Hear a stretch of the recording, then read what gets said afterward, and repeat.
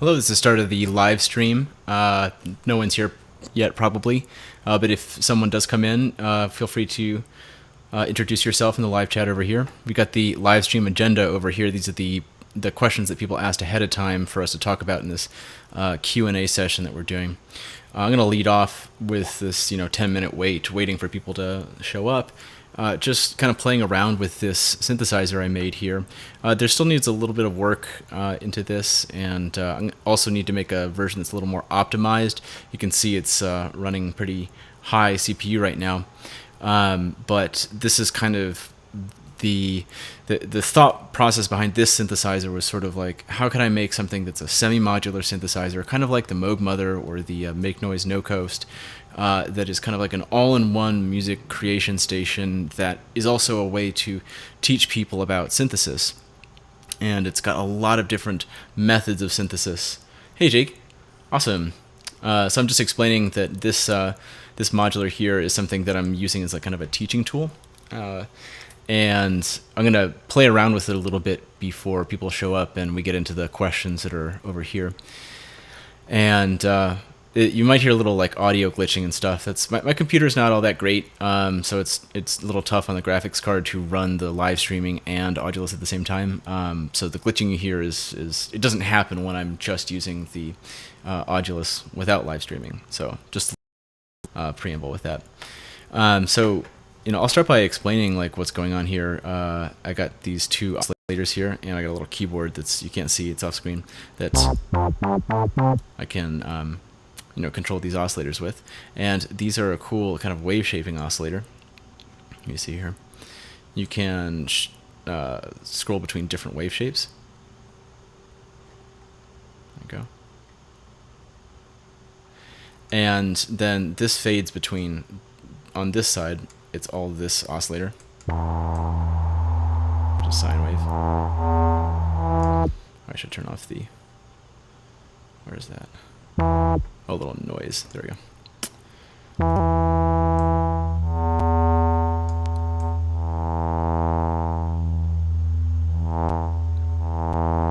So there's a little saw wave there. And then with this one, this is kind of like a even harmonic wave. Let's go to like a square wave. So that's just a square wave. This is half mixed. There's a little detune here. I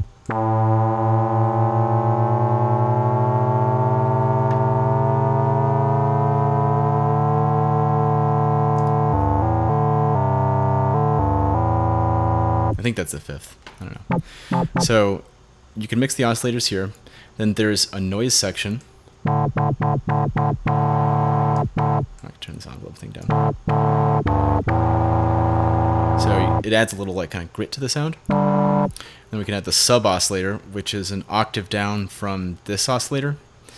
Because this, I can also change the octave of this one compared to this oscillator. So. And then this is. Might be hard for you to hear that if you don't have good headphones or a sub woofer. Gonna add some drive in there.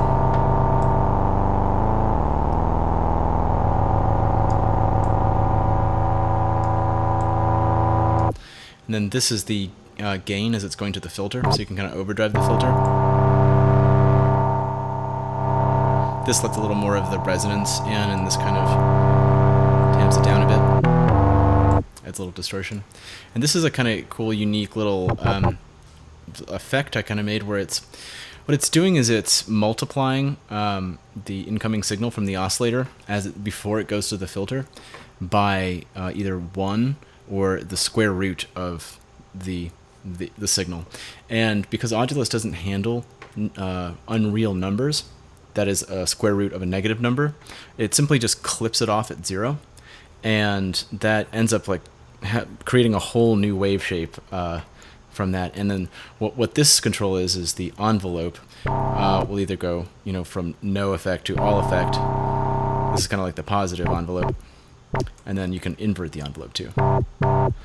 Sometimes on some settings it's really subtle but it can just add like another kind of tone to your sound, especially when these envelopes are really kind of evolving and going over time.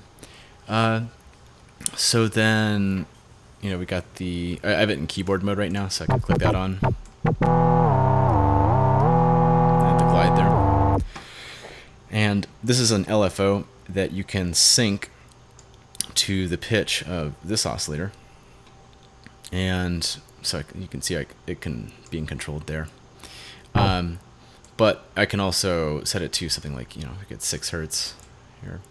And then this knob right here and this knob link up or normalize to this LFO, so I can adjust the pitch.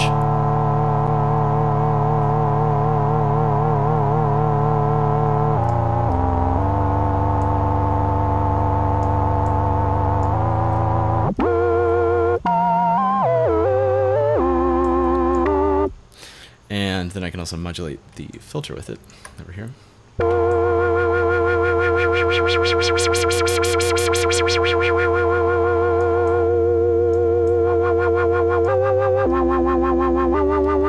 It's a nice effect when you have the vibrato and the modulation going on at the same time. And they're in sync. So from this oscillator section, it'll go into, this is the envelope that controls the volume of the synthesizer. So that's like the amplitude, the VCA. You can see over here. These are the 2 oscilloscopes, and you can see we have these like nice little kind of grids that are going behind the different elements here, and you can also see these graphics here. These are all the SVG or scalable vector graphics, little icons that people have made and shared on the forum, and they're really fun and useful for having a little control. So instead of like a hertz, just a little HZ there, I can just put the waveform there, and then people get it. Like when you turn this, you can see parameter changing, but that this is a triangle wave, this is a clock, this is a random voltage kind of thing. And then up here we can have these 2 little kind of scaled oscilloscopes that are kind of looking at the envelopes that are going to the VCA and VCF. And I have these in the, it's going to the VCA first and then the VCF. I should really switch these around, because if you have the noise on and the filter is up, in some cases you can hear the noise coming through, because it's not being the noise isn't being gated by the VCA. So let's see. And you can see, you can change to a longer time. Oh, I have the shape turned down. Oh, so okay. So what's cool about this is that it's got this max control. So this is the max time for the A, D, R parameters for these 2 envelopes, and I can change this simultaneously. So it's the max time for both of these envelopes. This isn't attack release envelope set up yet, but that'll be for other kind of modulating parameters and stuff.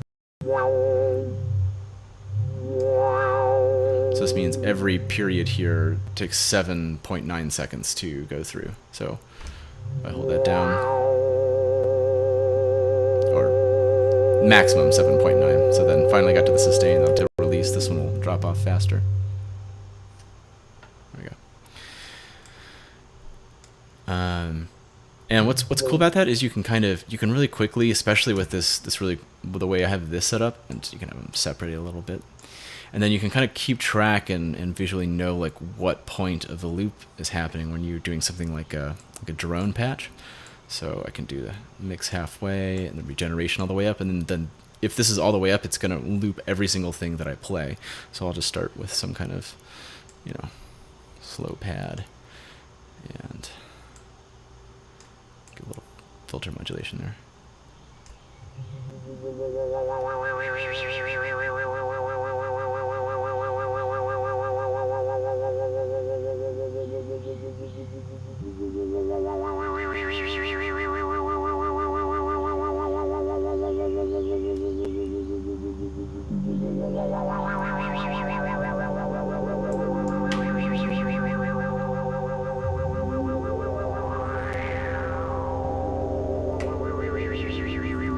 And then now you can hear it's looping.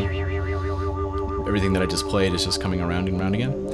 And then now if I want to, without having to totally adjust all of these little parameters here, I can, you know, maybe pull this down. But I can really quickly just turn this knob and I can get a more percussive sound that I can play over this stuff.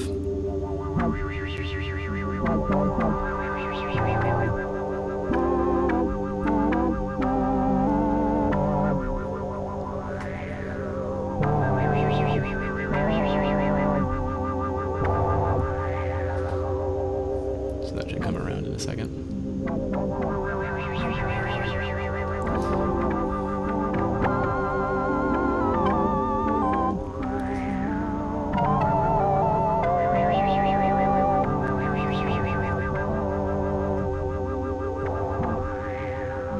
And so basically you can turn this into kind of like a, it's really, I mean, I was just kind of messing around there. I didn't really like plan anything out to play. But you can really build these like ambient evolving soundscapes. And if you, especially if you turn the regen down just a little bit, things will start to fade out, but very slowly. And it's just kind of like perfect for a ambient evolving pad thing you're doing. So I'll turn that down.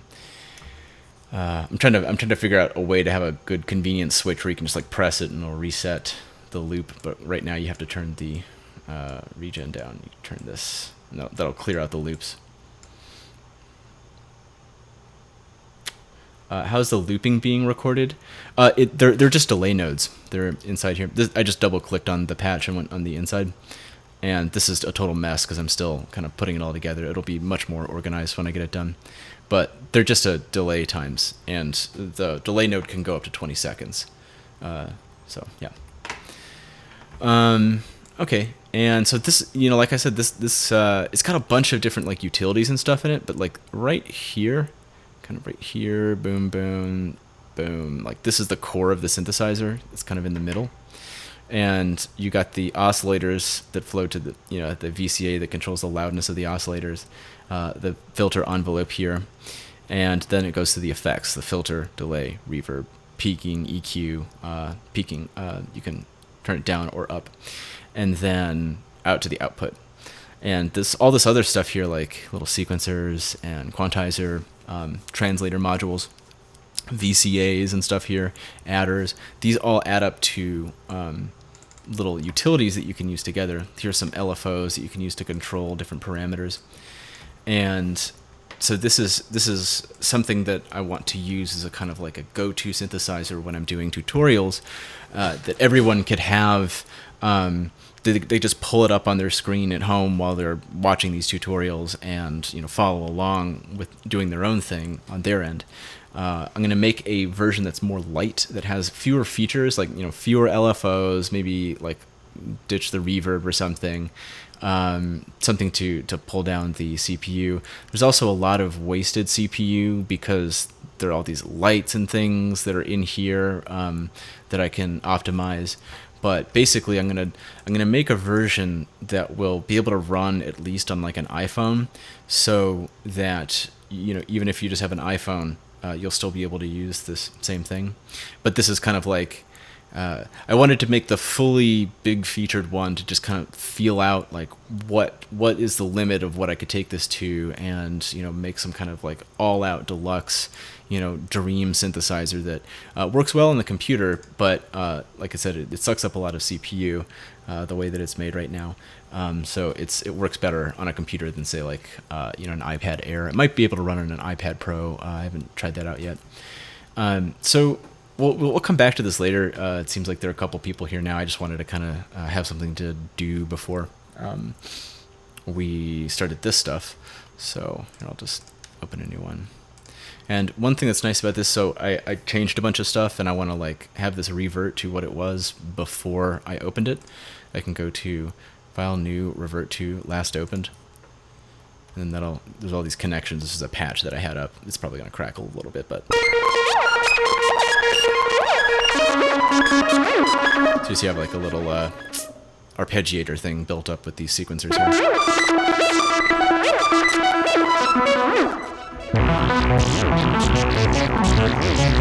That's just pressing one key. Just holding one key down. It's pretty fun, right? So we'll come back to that. This.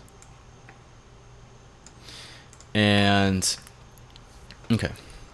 So the first question here in the live stream was Sansdom, who makes excellent patches, and he's actually made a bunch of patches with the Z-1 unit delay node. He wanted to know what the difference between the Z-1 unit delay node and the feedback delay node is.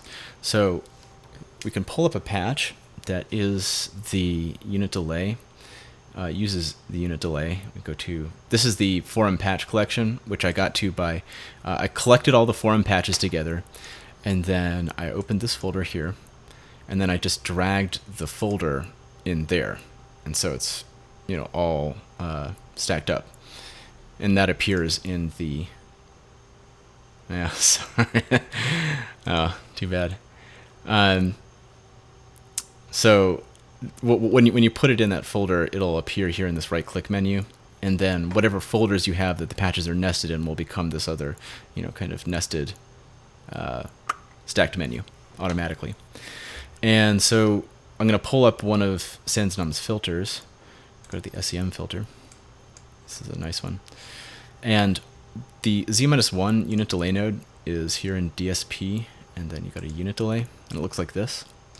And Z just means, it stands for sample, which is a fundamental unit of basically digital signal processing, because you know you have to, for every cycle you have to calculate. Okay, let me back up.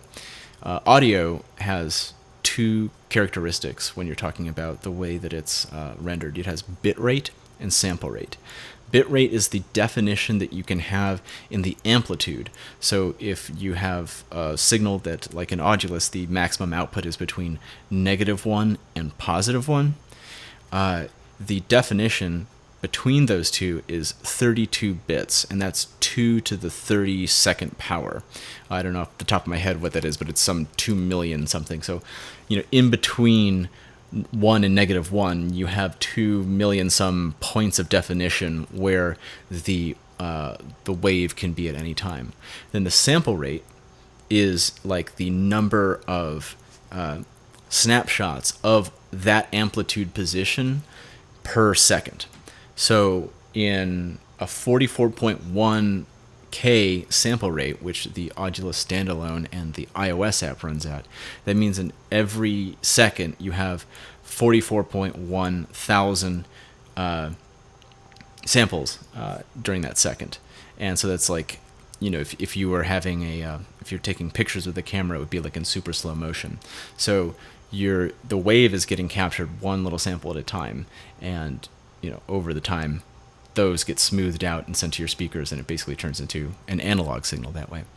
And then so sample, single sample delay, the Z is the sample variable. Single sample delay, when if you have, let's say, this gets down to like wave physics, right? Where is that? What am I thinking of? Okay, yeah. Do the oscillator node. Go to synthesis oscillator, and we'll just set a 1 here. And then what's nice is I just double clicked on the hertz and then entered in a 1 on my keyboard, and I can drag that to the amplitude. I kind of like that because it's just a quick way to set up a 1 hertz, 1 amplitude wave. And we have the waveform here. That's the sine wave output. And then I want to invert this wave, so I can multiply that by -1, which would flip the wave around. So I have a multiply node here. -1. And then see if I lay them on top of each other. These are completely out of phase with one another. That's 180 degrees, so they're flipped around. If I add these two together, add, then they will cancel out. See, because it's kind of like they're pushing and pulling against each other, and when you add them together, they'll totally phase cancel.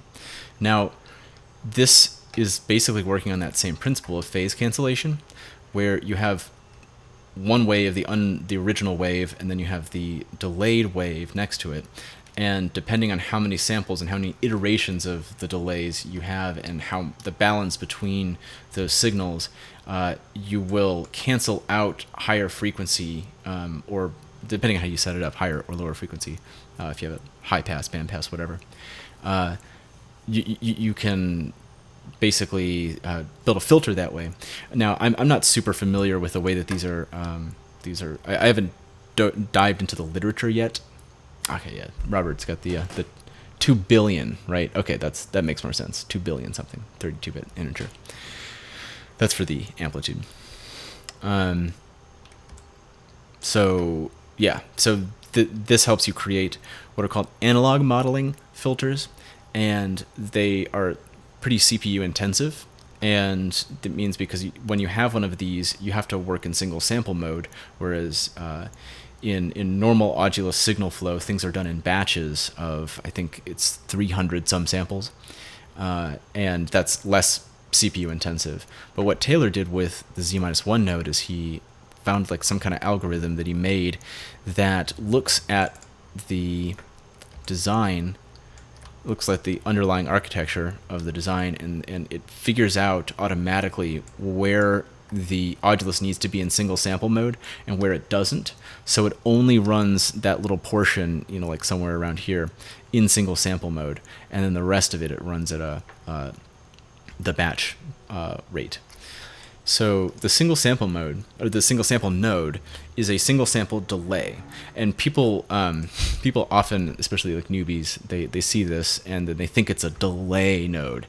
It's not a delay like the effect. If you go to this, it's not like the effect, the delay.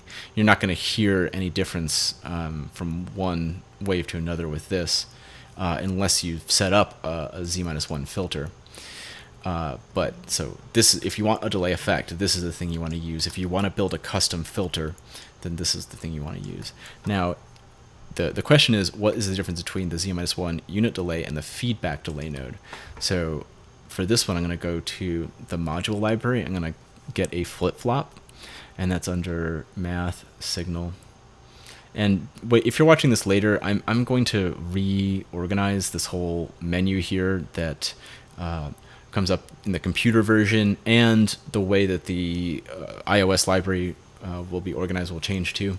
So if these aren't in the same places, you can look for them in some other place. Hopefully in the future, soon we'll have this kind of text search where you can just like double click on the, burping a little bit. You can double click on the background and type in, and it'll just kind of like search and come up real quickly. But I'm gonna get a flip flop here, and we'll go to math. Logic flip-flop, and if we go inside the flip-flop, this is the old version of the flip-flop. Let me see. I think we can go to the counter. That must have one in there. There's a couple of things that I need to update, and that's one of them. Where's the counter? So the counter would be in.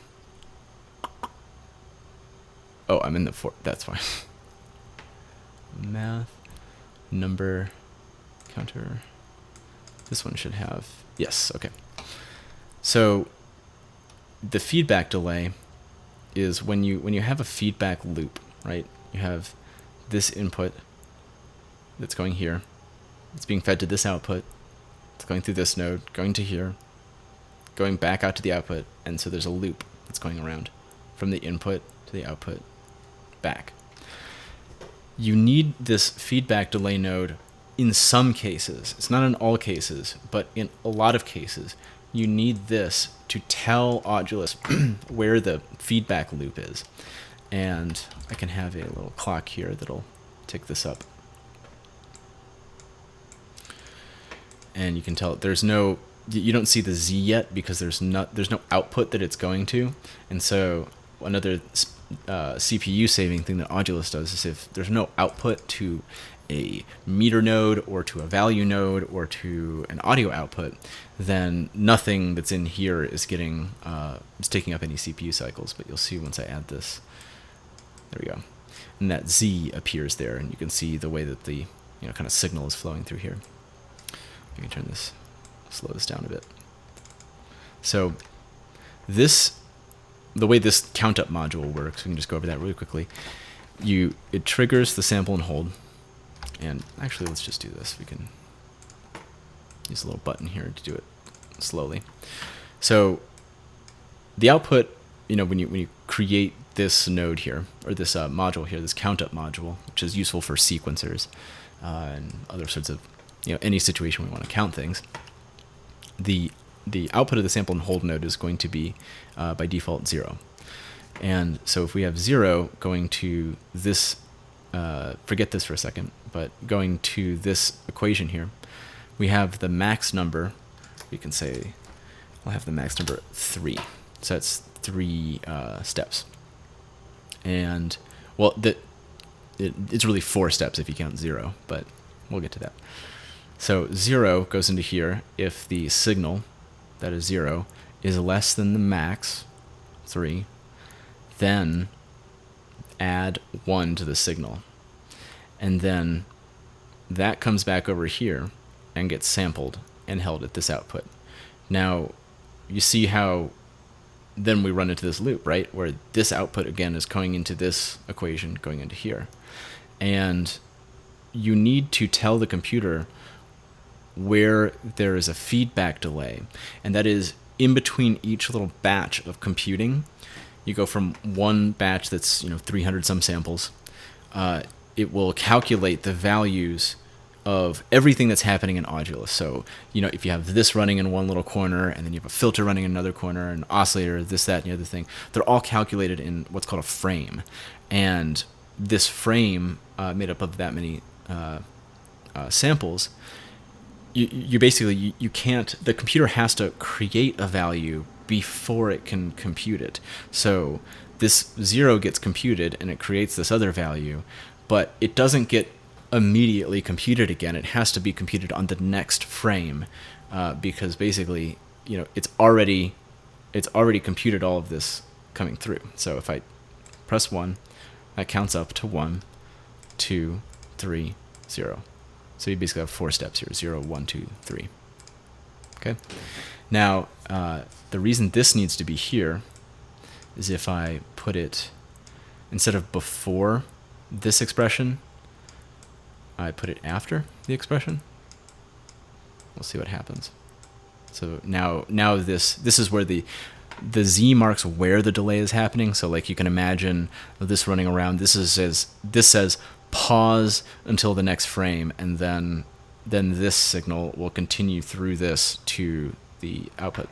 If you don't have this, it'll just put it wherever. It doesn't matter. You don't necessarily need this, but this is so you can explicitly tell Audulus where to put it.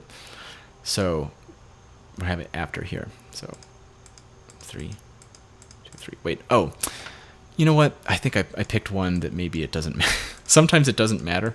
The delta. I know. The delta module. Sorry, that was a little bit of a waste of time. But now you know how the count up module works.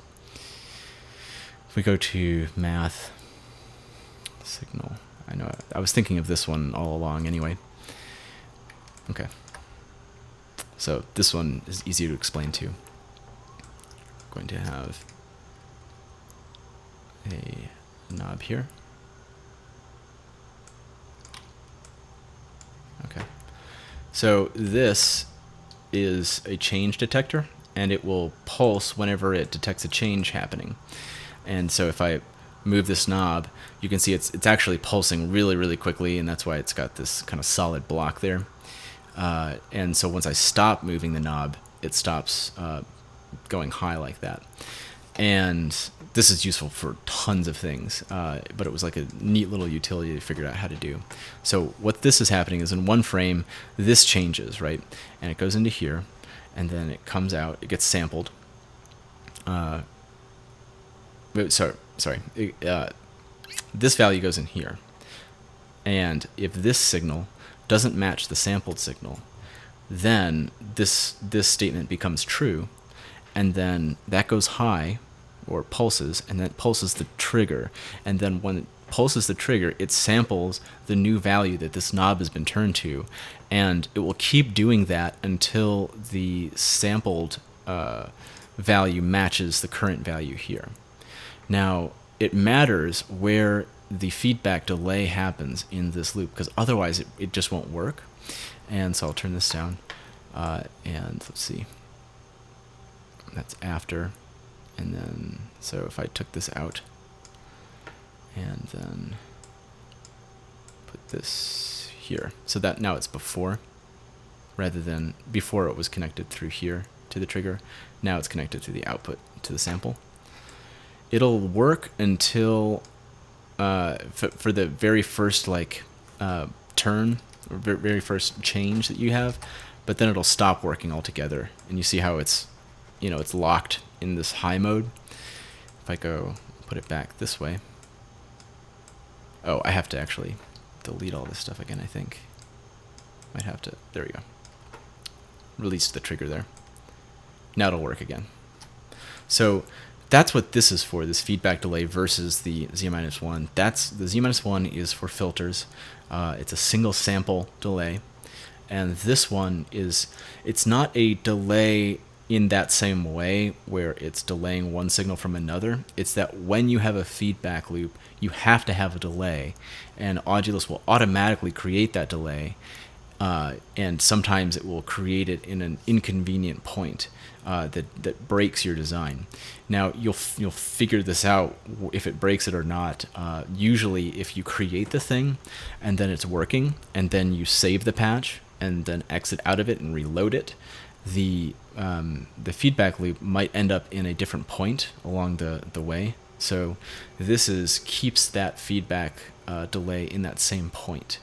So it's not single sample delay, and it's not really a signal delay either. It's just it only applies when you have a signal its output is fed back into its input.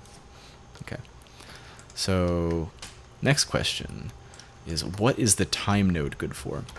A lot of people don't really take advantage of the time node, and it's understandable, but the time node outputs the current time of the transport in a DAW. So if you have Audulus loaded in the AU or VST plugin, this doesn't work on the iOS version yet because we'd have to have the AU implementation of Audulus for iOS. That's coming, but currently this will only work for the computer version. But what it would be most useful for, and I'm not going to go load it into Ableton just to show you, but basically if you started, if this was in the plugin window in Ableton or any of your other DAWs, and you press space, this will output the current time of the transport bar in seconds. And what I would use it for, the one that would make the most sense, there's two of them, and one is that you would create an expression, and you'd say if time is exactly equal to 0, then this statement is true. Then you can use this as this would go high and it would kind of pulse. And if you do that, you can use it as a reset, where if you want everything to start in Audulus and be re-triggered from the beginning of a song, then that's how you can do that. And then you can use this in conjunction with another expression where, say, you figure out however many seconds the song is. So you can say time divided by total time. And remember, if you can't have spaces in between things, so you have to see that's an invalid expression. That's what happens. You don't get an input. You have to have no spaces in between variables like that, but you can capitalize things in between the words. So say if we had like 600 seconds, that would be a 10-minute long window. And then this would output between 0 and 1, right? Because the time would only eventually go up to 600, and then 600 divided by 600 is 1. And then you can use that to, if we go to the level and do the spline, then this becomes basically an automation lane for the entire song within Audulus. Now, eventually in the future, you'll be able to within like Ableton or your other DAWs, you can directly automate parameters from Ableton. You can't do that at the moment, so this is a workaround that you can use, where this is the beginning, this is the end of the song, and it's going to really help you integrate Audulus synthesizers into your DAW workflow.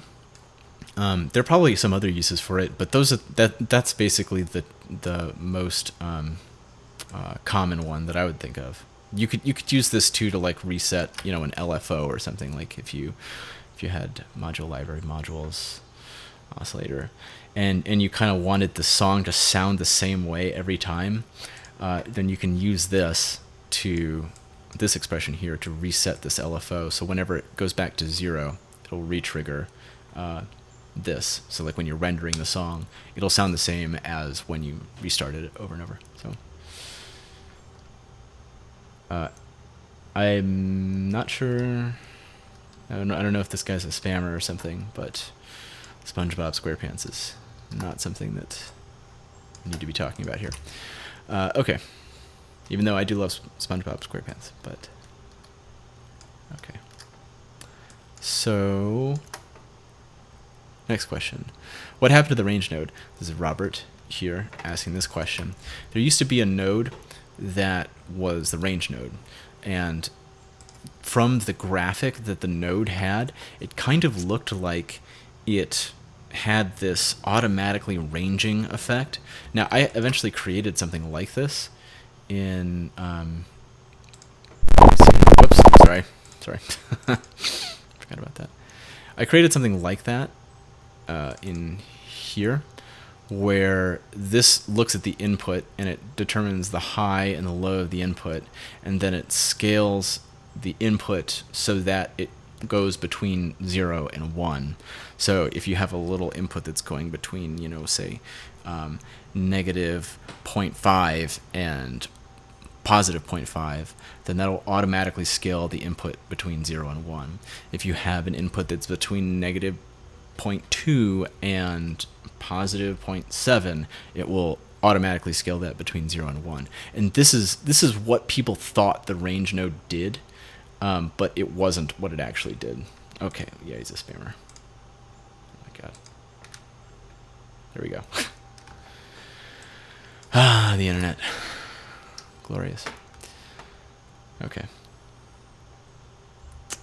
Yeah, banned. So people thought that's what it was doing, but it's not really what it was doing. What it was doing was actually the clamp expression. So clamp input between 0 and 1. This will make any input that's coming to it, it will cut off anything below 0 and above 1. So if we create an oscillator here, and this time we'll do 2. Read the name of the modules. Oh, you're down to 144 now, I guess. I don't know if that came by later. Oh, Jesus. What's going on here?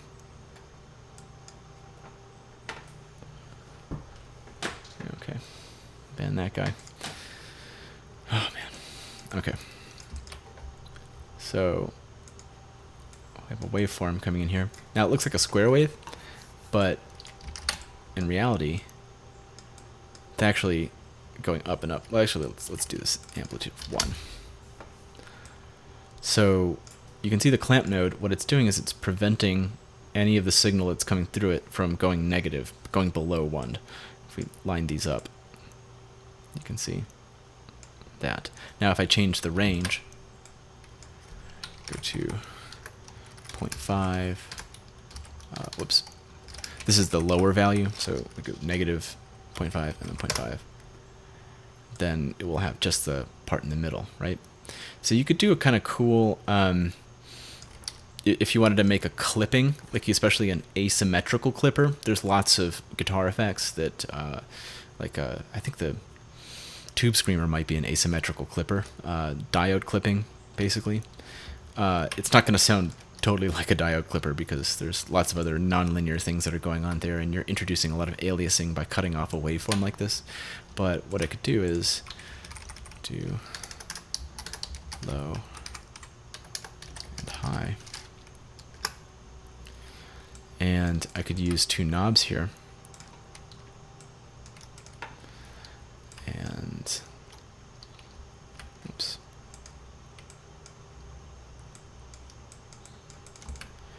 I'm going to range these. So math expression knob do times 2 minus 1, and that'll change the 0 to 1 knob to -1 to 1. Create two of these. Attach that there and there. And then I can create the lower end and then the higher end. So, let's see. Let's do this. So with this, you can change the way that the wave's being clipped, and this will change the way it sounds too. So let's turn this up to, like, say, I don't know, 200, and then this is gonna sound probably pretty horrendous without any filter and stuff on it, but let's see. These are other little folders that I made for myself. You might just have the module library, but I got a favorites and an audio output.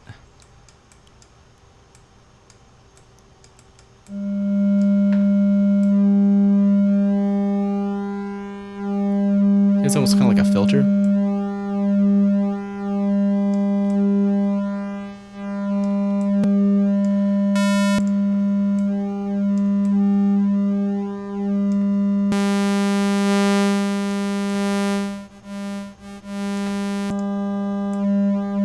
So, there you go.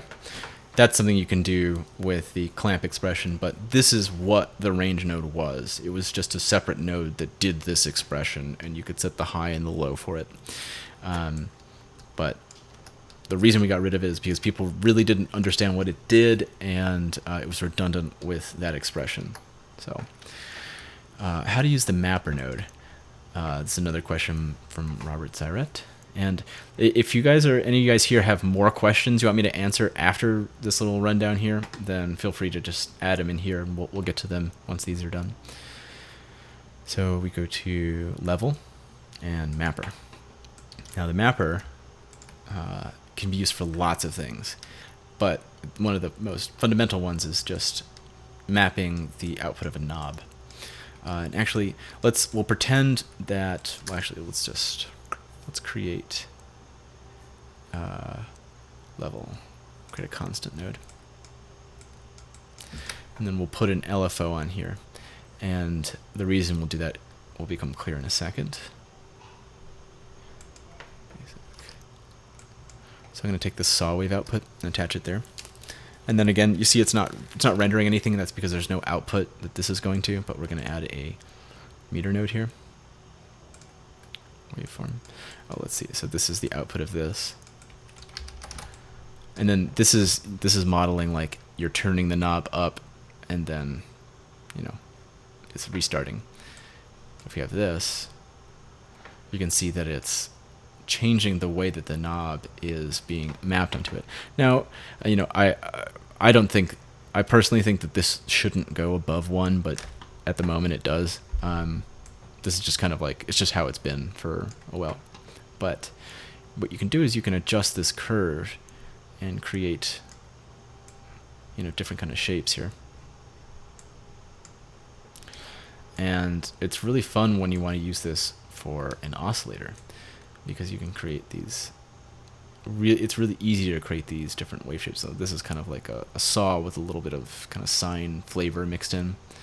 And then this is kind of like a what's it called? A absolute value of sine inverted around. And we can hear what this sounds like as a kind of wave shaper. Oh, well, before I do that, the reason you might want to do this is to say, especially with a filter, if you want to range the value so that like the first half of the knob turn goes from, say, 0, say if this is 0 and this is 20,000 hertz for a filter cutoff, 0 and 20,000, then if it was straight up, then this would be 10,000 in between. Let's see. Combine. I think so too. I think that you should be able to, we'll get to that in a second, but yeah. There's lots of cool improvements that I think would be coming for the Spline node eventually, especially since people are using it more and more. So the other thing I didn't explain, there's these little breakpoints. You can't move them back and forth. You can only move them up and down. See there? And so like I can't take this and move it over here. It's just up and down like that. So again, if I had a filter and this was like 20 hertz, 10,000, 20,000, pretty quickly when you're turning the knob up, it would fly past most of the musical range of the filter. And the reason for that is our hearing is the way that pitch works is logarithmic, and to counteract that, you can add an exponential curve to give a perceptually kind of linear increase. And so if we have this down like this, then now this will be like 5,000. So the first half of the sweep of the knob will go through 5,000 instead of to 10,000. And if we want to make that curve more extreme, you can copy and paste this, and then chain them together, and then you'll get an even more shaped output here. You can see that. You can do it as many times as you want.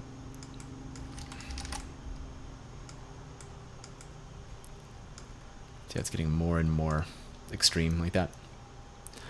So that's just one way to shape a knob. But to me, I mean, that's not the most useful application of this node, especially since it's so easy the way it's built to go below 0. Which doesn't really work well for a lot of the whole 0 to 1 parameter thing that we have set up in the module library. But what it is good for is an oscillator, and I'll show you why. And I'll delete these. Because if you wanted to shape the output of a knob and make it exponential like this, you could easily just use a multiply node and do this. You could just add more to make it more exponential. But go here to the waveform. You see, it's basically the same kind of thing. It's like that. So this will do the same kind of ranging for a filter you want. But what this doesn't allow for is easy like adjustability. And what I'm going to do is, since this goes outside of the audio range, I'm going to create a kind of wave shaping expression that's called the hypertangent. So edit tan h of x, and that's just a this is a expression that will do signal. And I actually want to, this is going between 0 and 1. And I guess I didn't explain this, but value. When it's 0, this little red dot is over here, and then when it's halfway up, it's halfway up there, and when it's all the way up, it's there. Okay, so if we want to use this to create a wave shape, I can take this and apply it there, or I can also just apply it directly there. And then I'm going to turn this into an audio signal. Instead of 0 to 1, it's going to be negative 1 to 1, so signal times 2 minus 1. And then that waveform. So now you can see it's going between 1 and negative 1. And we'll put it through here, and we can see what that does. See, it kind of squishes it a little bit, but it also, you see that little curve that it adds in there? It's a little distortion of the wave. And now you see how this one's going off the screen down there, but this one, it's being prevented from going there. And this will prevent it from clipping as it's going out of the output. And we go to favorites, just for audio output. It's just, I like a favorites folder for like the ones you use a lot, because then you can just go to them real easily and quickly. Now I can turn this up to, say, 200 again. And to activate this input, I just turn this Hertz knob all the way down. And now you can see it's flashing really quickly, and you can't. It looks like it's going backwards. At least for me, I don't know what it looks like for you, but you know, from the this is an artifact of the screen refresh rate. So you can turn this down, put it in here, and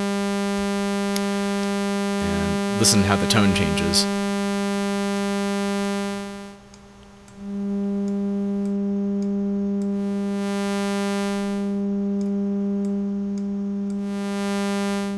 So you're mostly going, in this one, you're mostly going between two,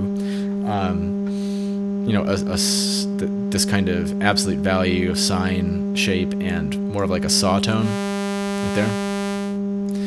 But say you want to string them together, and you can do this really easily. So you can have multiple ones added together.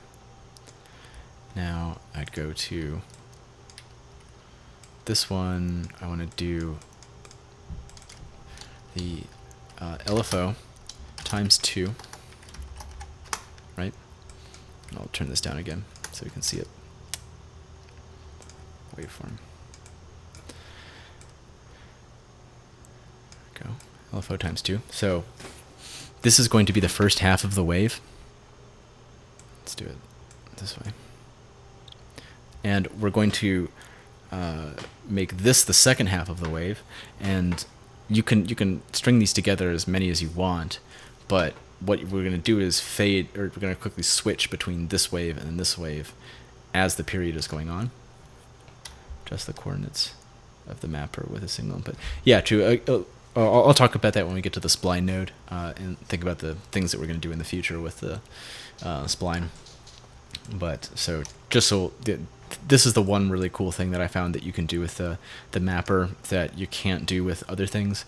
That is pretty fun, and it's nice because it has like kind of a visual aspect to it that you can, you know, expose to a front panel of something, and you know, create an oscillator this way.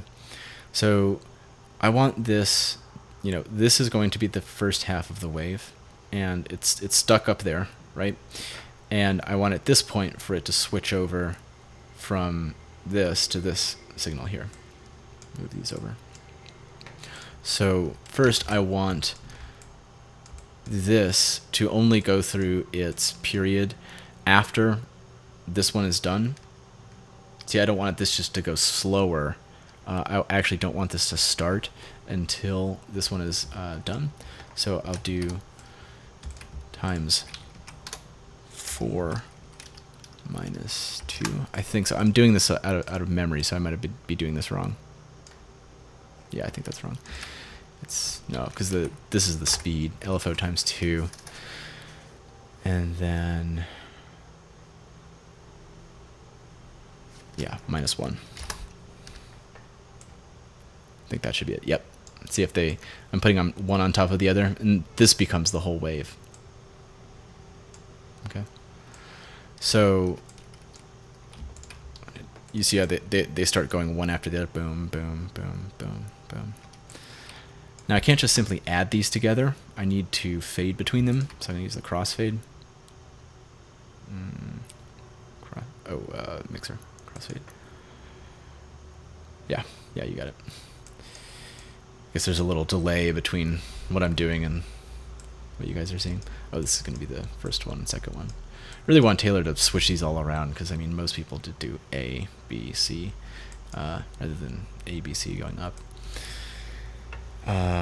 Okay, so if we're going to do something where if this signal is greater than 0, then flip over to this one. So if signal is greater than 0, then that will this statement will become true, and then that will switch the input from A, where it's at 0, and to B, where it's at 1. So do that, and this should. Oh, whoops. So now you can see how I have more control over the wave. Boom, boom, boom, boom. And you can make a much more complex, harmonically complex sound like this. So again, we'll turn this down. Put 200 there. So it's a little richer, fatter.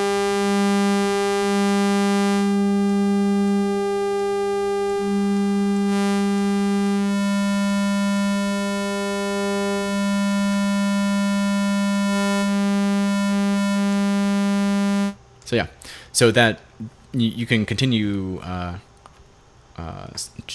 chaining these on together if you wanted to make more and more, little points in the wave.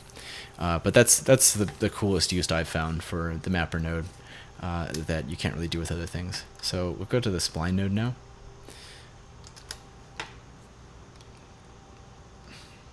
Yeah, I know. It's always a work in progress, and it's always easier to think of things to change than it is for Taylor to have time to change things. It just kind of ends up like that. Things, like the RGB node in this metering one. That was something I suggested early on in Audulus 2 time, and it didn't come around until Audulus 3. But he said it took less than a few hours to code it and put it in and test it, and it was done. It's just one of those things where you got a mountain of priorities and different features to add, and this kind of adds up. Okay, so we're going to the spline node. So how to use the spline node. And Robert's done some really great things with the spline node. We kind of touched on the spline node earlier with the time node over here with ST Shown, but we'll go over it again here. Now, I should have deleted that LFO.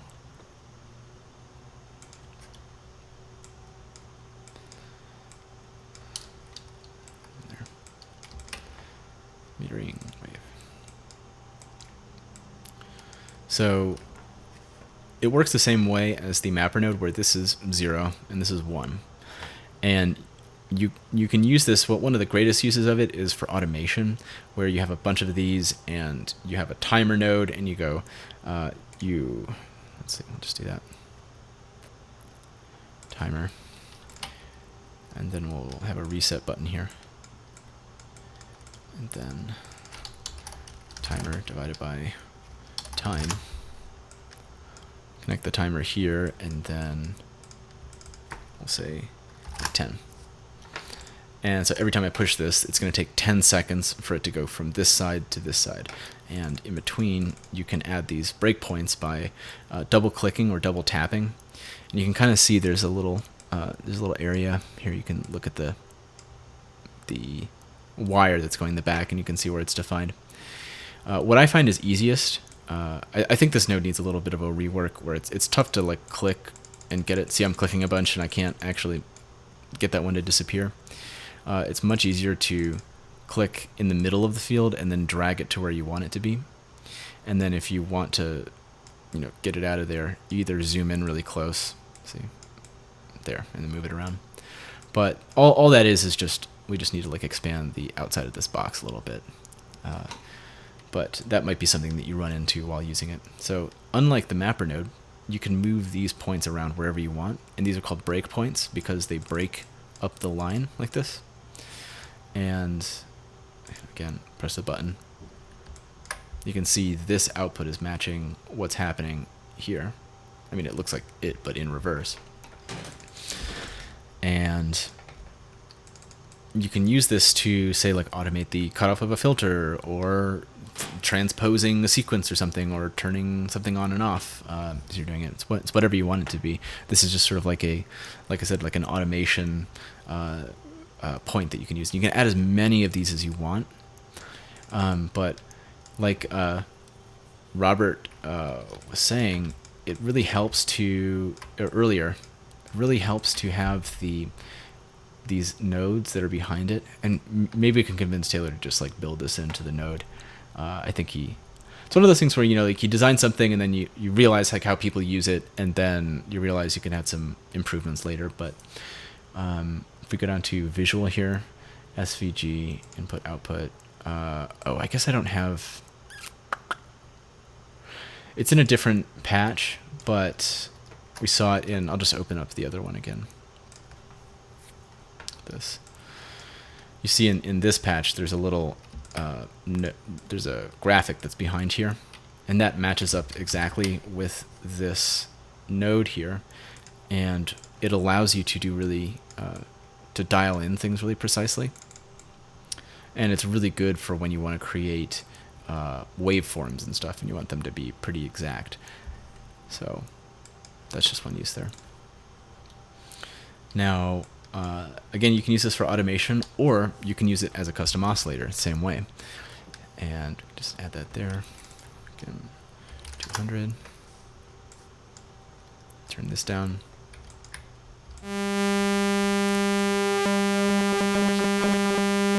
And you can see why it might be fun to be able to automate, like Robert's saying, automate these breakpoints. So basically the way we probably envision it is that like every little breakpoint you create, in the order that you create them, there would be a little input for X and Y that'd be created here. And then you could have modulation signals go in to move them up and down, and then left and right. So you could have just all this craziness happening, but all of these at once, and you could make really cool waves. So you can tell how this is really awesome for creating oscillators. Now they have this aliasing feature where it's kind of like a harshness to them. That's sort of just how they sound. But if you know, it's harder to notice when you go in here and get a filter. You know, especially one of these analog modeling ones. Just plug that in there and cut off some of the higher frequencies. Oh, whoops.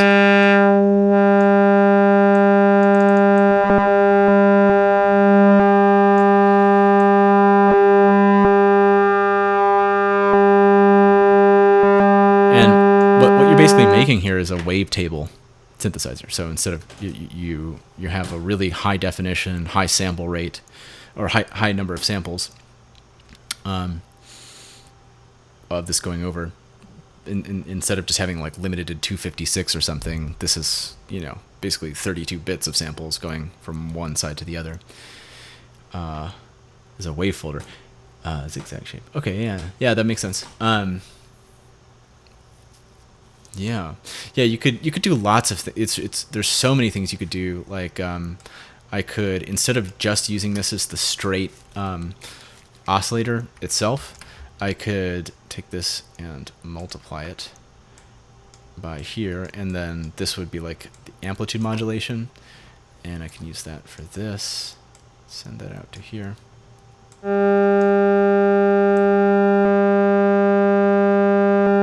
what am I doing? That's not right. That's kind of doing the same thing. I don't know. I'm kind of just wheeling dealing here, but there's lots of cool stuff you can do. You can use this to control other parameters of other expressions. So like I could even say sine times spline.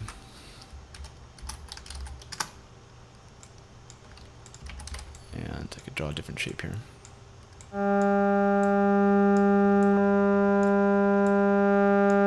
Just use this as another thing to create another different wave here.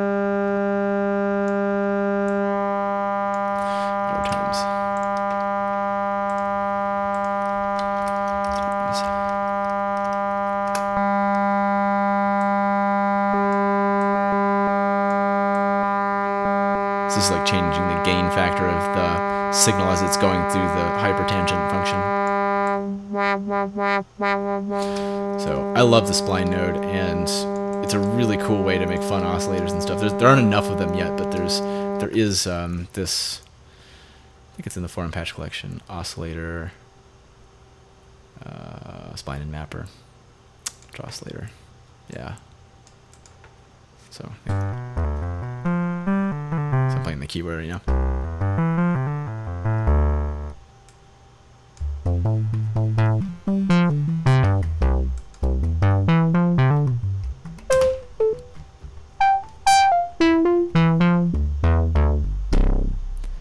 Oh, that's cool. That's kind of like a old 80s digital synth.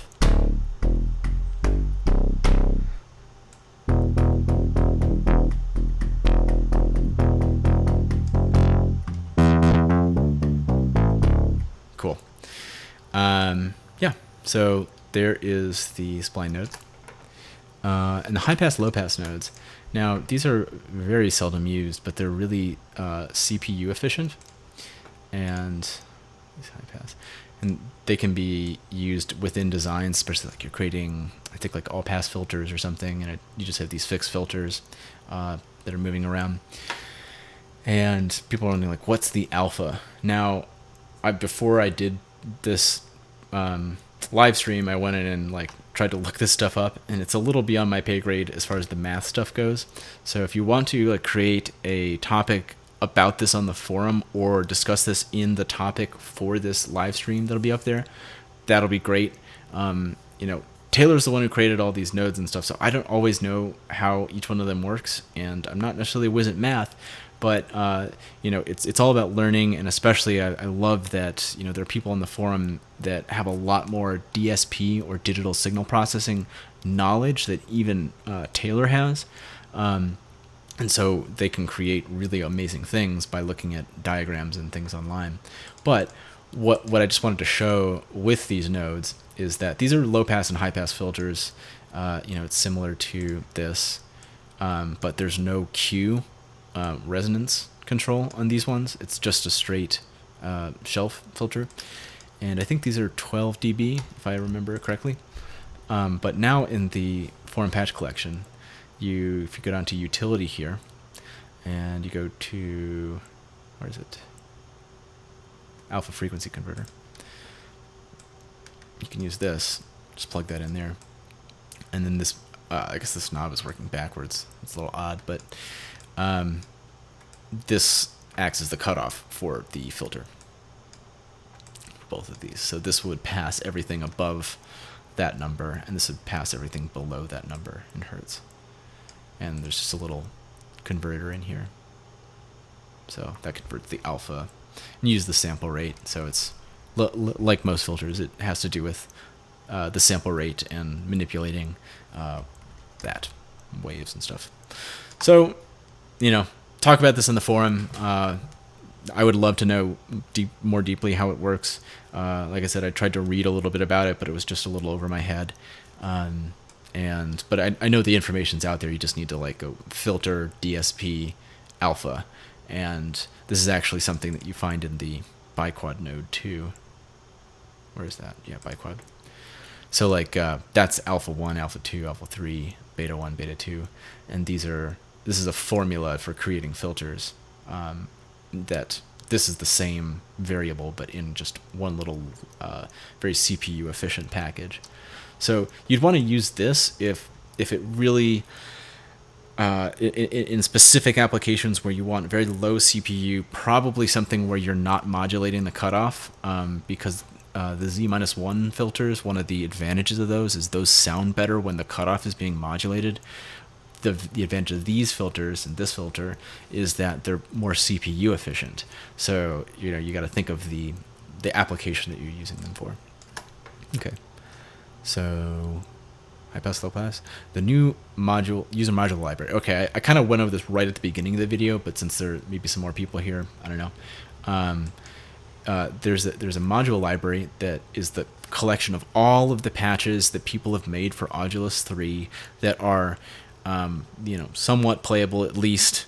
It's not like all of the different versions of every patch. There's usually the latest version of a patch that someone posts, because sometimes there's multiple versions over time. But there are about 500 patches there right now. Yes, the alpha is the cutoff. You just have to convert it from alpha to frequency to be human readable in some way. Yeah. Yes, exactly. Yeah. So you can attach a knob directly to it, and you don't. That converter there is I should have gone on this. That converter there is so that you can understand what the frequency is of the cutoff. You can also if you don't need that and you just want to control the cutoff, you can just attach a knob directly to the alpha, and that will act as the cutoff between 0 and 1. So you don't if you don't need that hertz display, then you don't need the converter module that's down here. So I went through and I collected every single patch, and then I kind of organized them by their different types of patches. So, here are clock, gate, logic ones where you're working with a gate signal of some kind, like a 0 to 1 signal. There are lots of different ones of these. So, you go from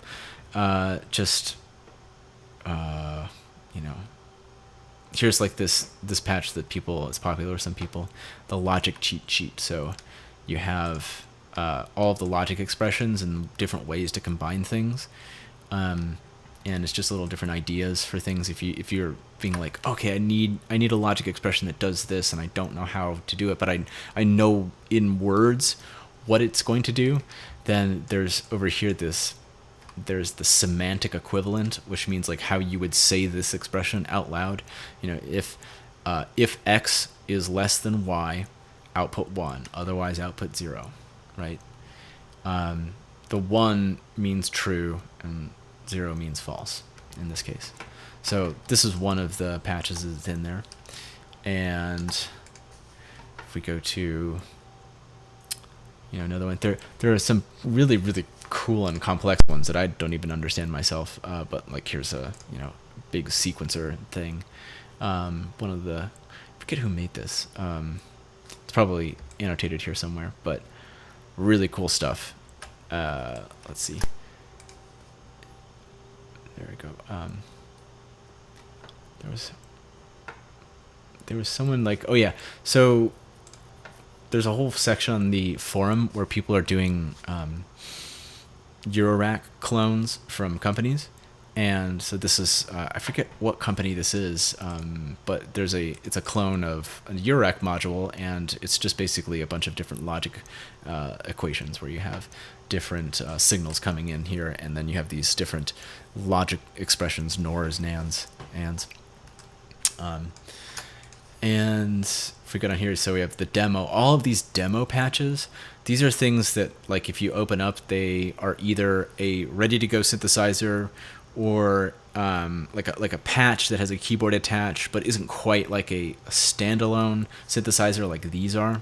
These are more like you open them up and they're kind of ready to go synthesizers. But this is like, self-playing patches are in here. So if I go up to this one, so like this is a clone of the 4MS rotating clock divider. I'm still working on this one, but this is a little demo of it. You can open it up and try out its different functions,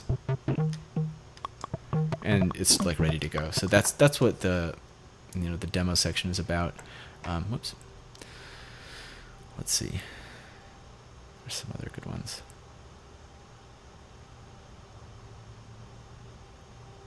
There's a lot,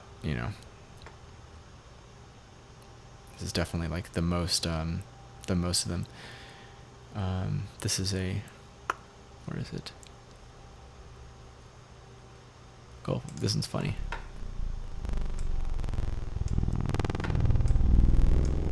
This is like a Car plus Strong synthesizer thing, and this is just making some bleepy bloopy stuff.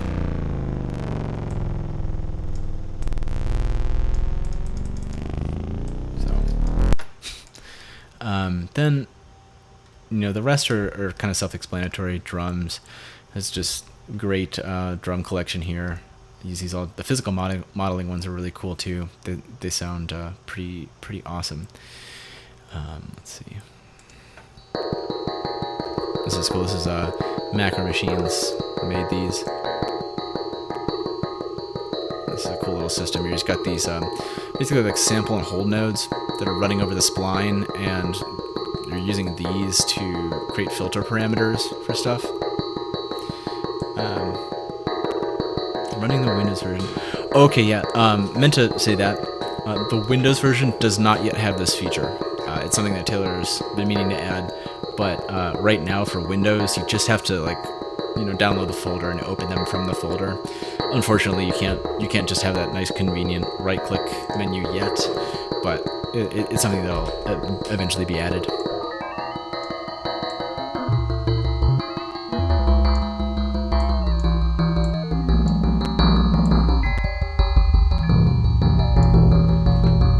Pretty cool, right? I know, I'm sorry. It's basically the way things go is that Taylor makes the feature for, it usually makes it for iOS, then it goes to Mac, then it goes to Windows, or some of the more like computer friendly ones go to Mac first, like the SVG node. And this just because everything, he starts all the ideas in Mac and then ports it over to Windows. So it's always it's not, it's like not just secondary. It's not secondary in his mind. It's just secondary in the process of making it over. And it would be great if it you could. Oh, when did he make that patch? Like, it was like a year ago or something or more. He's made a bunch of patches that he hasn't posted online. This was something that he shared with me. Yeah, so it's coming, but yeah, just kind of how it is. So we only have one programmer, and he's got to split his time between a bunch of different other apps that he's working on. It's only so much can get done in a day. Okay, so a bunch of the filters are in here in their own category, and a lot of these are Z-1 filters. These are expert sleepers, ES8 modules or patches, and that is the DC coupled audio interface that we sometimes talk about. There's a whole section on the forum about this. There's lots of great effects in here, like the chorus. These are great, and there's actually just two new versions that I think it's Sandsnum uploaded. Phaser here, but a bunch of effects that you won't find necessarily in the module library here too.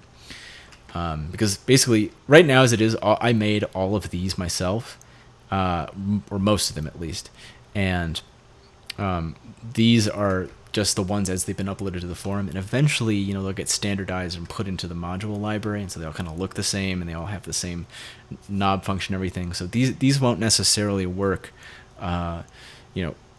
the same way that as all the modules in the module library will, but you just kind of have to figure it out. If you have any questions about how any of this stuff works, ask it on the forum, because chances are I will not know, Taylor will not know. So writing to support at Audulus.com and asking us how to use a particular module, it's probably a waste of your time, because what I'll do is I'll just refer you to the forum, especially if it's not something that I made.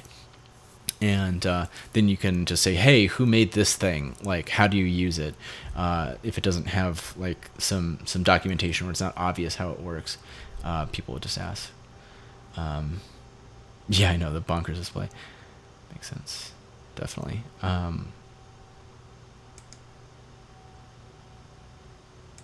What the hell? Fucking weird. Sorry, I didn't mean to swear there. Weird people here. Okay. That's never happened before. I don't know what the deal is there. So. Okay. Then yeah, utilities. These are like little, things that help you. Oh, this one's fun. This is a 53 equal toned quantizer. So I think this is a whole octave. I think, and then like from here to here. But you can have all this microtonal stuff in between. Hey, Brandon. Thanks for going along. We're getting towards the end. If you guys have any questions that you want me to answer, because we're basically towards the end of here, and I'm going to come back to this a little bit and do a little quick lesson on how to use it. But if you have any questions you want me to answer, then I can do that. So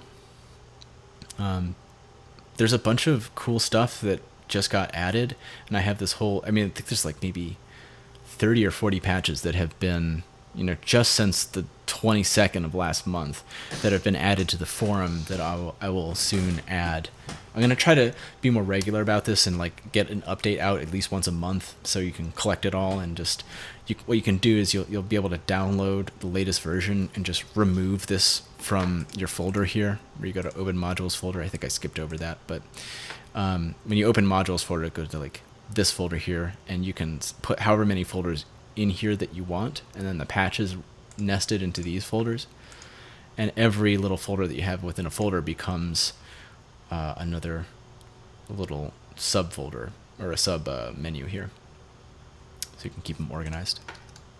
And on iOS, there's instructions for how to do this on iOS too. How you can import the patches quickly and easily to your iOS device. Okay, so I guess that's it for that module thing, and then we'll go back to this this thing here. This is just such a fun patch. I've been working on it a lot. Okay, let's get that out of the way. Delete. I don't know why it's using so much CPU. Should be more down towards that. So I'm just taking out the wires here. And it's probably going to change a little bit. Like I think there's too many VCAs here maybe, and I'll put like some more logic stuff in here that'll make it a little more varied. But this is supposed to be a kind of like learning synthesizer that a lot of people and I understand this. You're frustrated, like you want to get into Audulus, and you just open something up and start playing it, and you still want to get the fun out of playing a modular synthesizer. So this is sort of a compromise between the two, where it's a semi-modular synthesizer, and we're going to make a simpler version of this that will also not look as intimidating, but will also use less CPU and will be able to open up on your iPhone. But you basically have an oscillator section here, you got a modulation section here, you got envelopes that control the VCA and VCF of these oscillators, and then you got all sorts of other modulation and utility stuff here. This is like, if I turn this on, I can control it with the keyboard. And there's a couple other features I haven't added here yet, but I want to add FM inputs here, so you can FM these inputs. There's a sync input, so you can have sync synthesized voices right there. And there's also the, oh god, turn that down.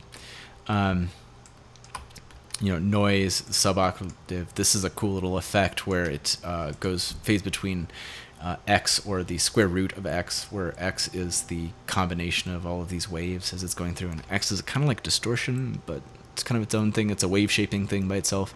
It's just a unique little thing that I came up with here. And this will become like a learning synthesizer. So it's normalized, which means you can like open it up and just play stuff. Oh, I turned that down. You can just turn it. You don't need to patch anything for anything to work, but then you can say, I can turn this down and use this to modulate this offset. Or I can have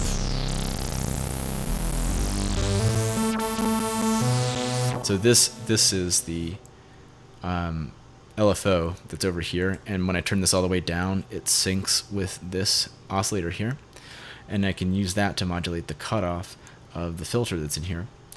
And then, so if I'm using this, then I can't modulate the filter kind of up and down with a LFO. That's why these ones are here, so I can drag this over there and modulate that directly. And again, the glitching is because my computer really can't handle doing the live stream and having a big synth like this up. So in the future, I'm going to be doing a lot of live streams around this synthesizer in particular. And so you'll be able to have it open at home while you're watching the live stream, and you won't just be watching this video while I'm doing it. You can actually patch along with me while we're doing stuff and be kind of all on the same page. But yeah, I think that's it for now.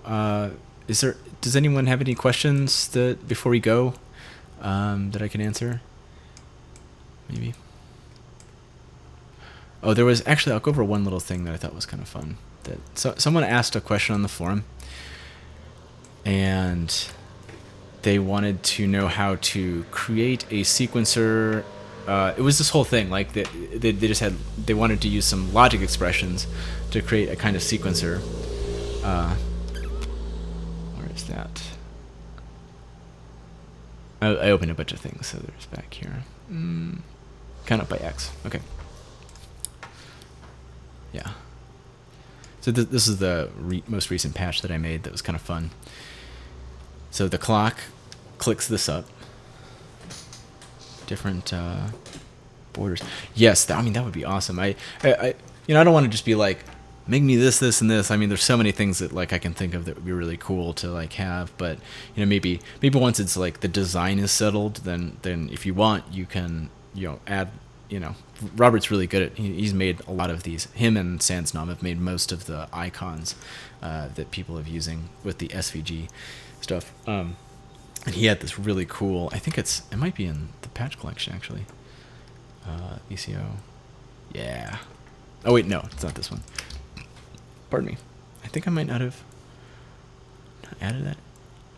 Yes, there it is. This thing. I mean, look at that. Like, that's just so cool. It's kind of a make noise type of style font. And I think this is his sort of clone of the DPO, the functional clone or whatever. But, I mean, this just looks awesome. I love it. So, yeah. Expression module ever have use of... wait, do you mean... I'm asking this to Alexander. Do you mean what is the point of the modulo expression? Because you can use the modulo expression. And, I mean... You could use it for if you have a timer and the timer's going up. Let's see. Use timer. And go to trigger. I haven't used it myself in a long time, but I know there are plenty of uses for it. Mod X. I think that's what it is. No, what is it? What is it? Let me see. Unprepared for this question, but I'm looking it up right now. Docs.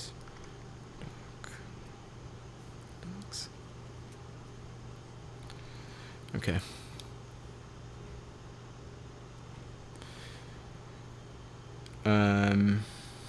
Let's see here. I know I've used it in the past for something or another. Math. I'm just trying. I'm looking up the syntax of it because I'm blanking on it at the moment. Okay, yeah, mod X of Y. That's what it is. So let me see. I have to play around with this. Yeah. Okay, so you can turn this timer, and then this could be like, this is turning this into like a little saw wave that way. Oh, really? Oh, cool. You can store the form patch library. Right-click under Windows, create folder under My Documents. Audulus, it works. Awesome. Oh, okay, yeah. Oh, I see what you're saying, Alexander. Do you know about? There's this. Not all of there's specific syntax for the math expression node, and what I was doing there when I checked out for a second was I was looking it up on my phone. If you go to docs.audulus.com and you go to the nodes reference and you click on the math one, then you'll be taken down to this whole there's an add expression node, and then under the expression node there's all of the different operators and functions that you can create with the expression node. There's lots of them if you didn't know that. I've never used step or smooth step. I don't use fract or ceiling, but they're definitely useful. Those are like rounding, I think. X minus floor of X. Yeah. So, it's stuff that's in there, especially like the, power. If you want to do like anything other than squared, if you want to do something to the, cube root or whatever, you can do power POW X comma Y, in the parentheses. There's different logarithms. Log 2 ln is natural log 10 exponential 2, that kind of stuff. So mod is good for a sequencer. Sure, yeah. Not exactly sure what you mean by that, but at least in the way that we do sequencers in Audulus is usually use counters, and then you have these switches, and you can have it in there, or you can, if you wanted to use a, let's see, let me do this. Do select input times saw times 7.9. So I'm going to create a saw wave, this oscillator right here, and oh wait, no, you can just do saw. I don't know, I was doing input. And then this will select out of these different nodes here. So I can do knob. I'm just going to create 2 knobs for the sake of this. Whatever. And then you go to the output waveform. This is a fun way to make sequencers like this. So you can have like an LFO driven sequencer.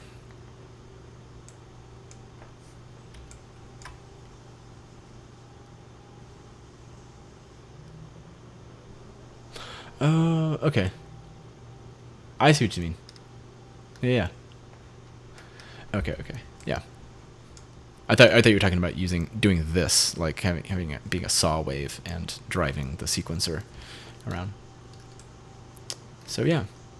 Oh yeah, I wanted to go to this count by X thing. This is a fun little like mind. But what I love about Audulus is like, I don't always know right at first how to do something, and so there's a little discovery period that goes on.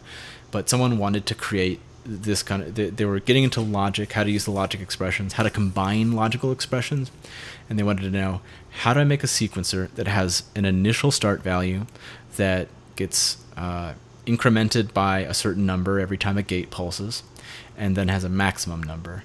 And so you can see this is what it ended up as, but if I double click in here, I have a little semantic equivalence. Sample the input value when this goes high, and then this goes, don't let the sampled value exceed the maximum value, because if it's possible to overshoot the maximum value. You can see if it's by 10, so we're counting it by, it should go to 11, but that's capped at the maximum there.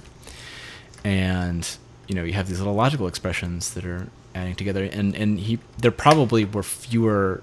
This is really the only logic expression that is being used, that he probably thought there was a little more to it than this, but this was like a little fun puzzle to figure out how to make a sequencer that could work like this. And it's basically, it uses the same way that the counter works. It just has a little extra doohickeys here and there. So that's a fun thing. So if you ever have, you're like, God, like you can't wrap your mind around something, and like how I want this to do this when this happens, and do something else when this happens, and then if there's both conditions are met, then do something completely different, and you're having trouble visualizing how that's going to work, then just come to the forum, and either I or someone else, Robert's really good at this, will help you create something like this. And then this is a great module that, I don't know exactly what he wanted it for, but actually you could use this to kind of, you could modulate these numbers here, and you could use it to skip around on a sequencer at different step values. There's plenty of stuff you could do with it, but yeah. So, and we could probably make another version of this where there's an up-down counter too, where I could count down.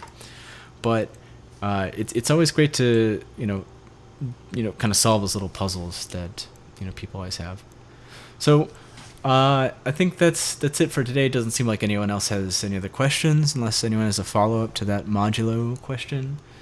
If not, remember, I forget to say this in the other live streams, but if you enjoyed this live stream, please take some time to rate and review Audulus in the iOS app and Mac stores.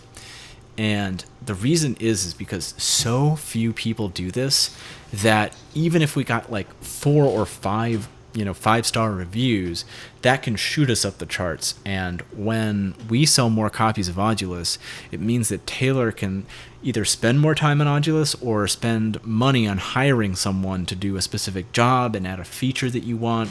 So it more than just asking for the feature, putting a review and actually reviewing it every time that there's an update out, because whenever an update comes out, it will clear out I mean, the review gets saved, but you won't see it when it pops up in the store. If you update your review every time the new update comes out, then that will help us sell more copies and will be the easiest way to get whatever you want out of Audulus done faster.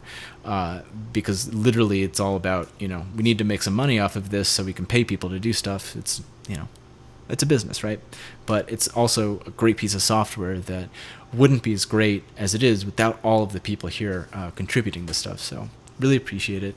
You can give us a review there, and then follow us on Facebook, Twitter, and Instagram at Audulus. Post there most every day. Instagram, I usually, if you ever hashtag something, hashtag Audulus. Awesome. Andrew, or anyone else who's hearing this, especially in the archive stream, you can email your resume to support@audulus.com, and that will, I'll just type that out so people have it, support@audulus.com. This is the email you can send your resumes to. And if you're into coding, like Taylor always loves to have like a stable of coders that he can draw on when he wants to do like some contract work, right? So if you just send it there, then he'll know how to read your resume and stuff. That stuff beyond me. I know how to use Audulus. I don't know how to code, so that's more his wheelhouse. But if you can follow us on Facebook, Twitter. Facebook is do some like announcements there. Twitter, I usually like repost interesting articles that I see, and I've been doing this thing where I post a song of the day, things that I've been listening to.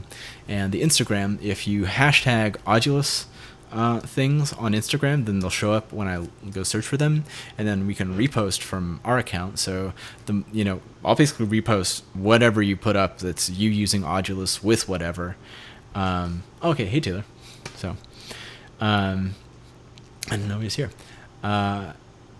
So that's a great way to share like little videos and clips or pictures of however you're using Audulus yourself. And then we've got quite a few followers of our own, so when we repost it from our account, people will go over and follow you. If that's something you're into, that's it, and it shows. We'll always have a little like @ or whatever that shows that it's a repost by you. So it's not like we're just like stealing your post. It's about sharing the love. So yeah, thanks, Brian. So if you got a resume, send it over to Taylor. If you have any more questions, follow-ups to this, put them in the comments below on YouTube. Make sure to rate and subscribe, all that kind of stuff. And this synthesizer that we were showing, the Curvature synthesizer, I'm still working on that, and that will be posted soon. But that's got its own topic. There's no real particular patch for this live stream because we were just kind of going over these little questions they had, and we'll have another Q&A at some point. But basically, there's going to be a live stream every single week at 6 a.m. on Thursday. This just like works out with my schedule really well. But there might be some extra ones that I make time for during the week, especially if this isn't during a time that you could watch it. Maybe if you have a suggested time that would be good for you, because we know we have users from all around the world. If you have a good time that's good for you, then post that on the forum or in the comments below, and then I'll try to do that. So I can stay up late. If it's one night where I stay up till like 1 a.m. and do one there for people around on the other side of the world, then that's fine with me. Just so you can be there and comment live and in person. So thanks a lot, guys, and that's it. And I'll see you on the forum in the future. Have a good one.